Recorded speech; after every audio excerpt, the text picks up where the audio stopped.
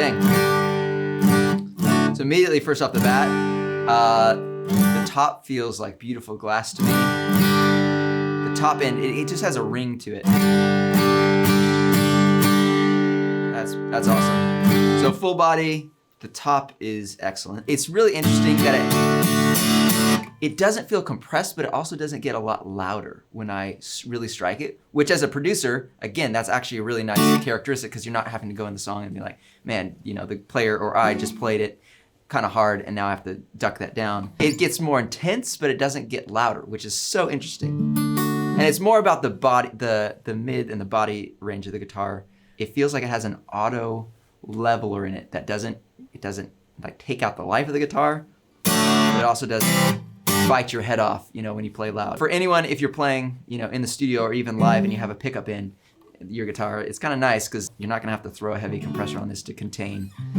If you kind of go between picking and softly playing to playing loud, it'll kind of do it for you, which is a really interesting characteristic of specifically this guitar. So this one comes, at least as it is here, with the RVT pickup in it. I'm sure they make models where you could, you know, ask them to put an LR bags or anything you would want in it, or just standard if you're not going to be playing live or with an amplifying system, and you can get the guitar as it is. But essentially this guitar is basically the same body as the guitar I just played, but the sound is vastly, vastly different. The high end, I'd say specifically the high end of this one is different. Last one felt a little bit, not mellow, but like I said, vintage. This one, the top end is way more pronounced.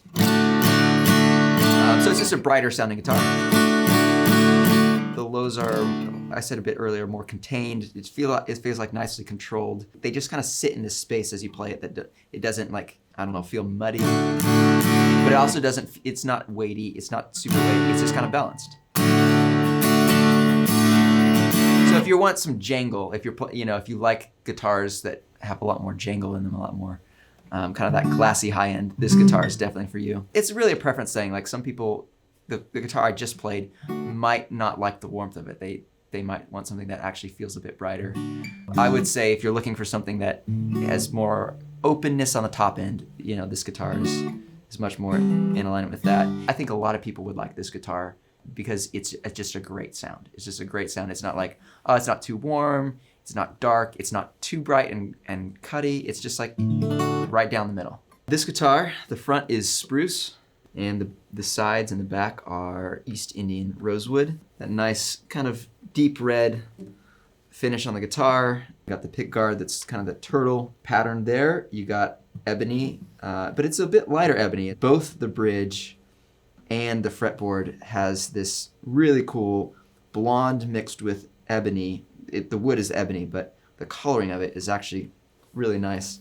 It has some inlays on the fretboard there, which is beautiful. And also, like the other couple guitars, 14 frets. By the 14th fret is when the body's starting on the guitar.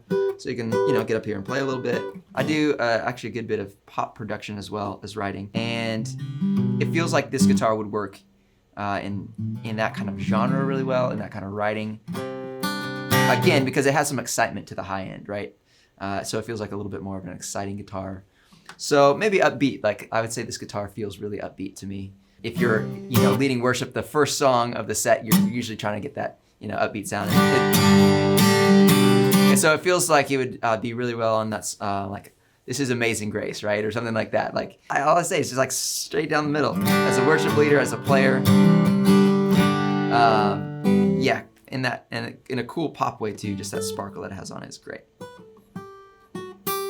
This jacket, shiny, a little bit shiny maybe. I don't know, little pizzazz. If you thought sparkle was a cool word, how about that?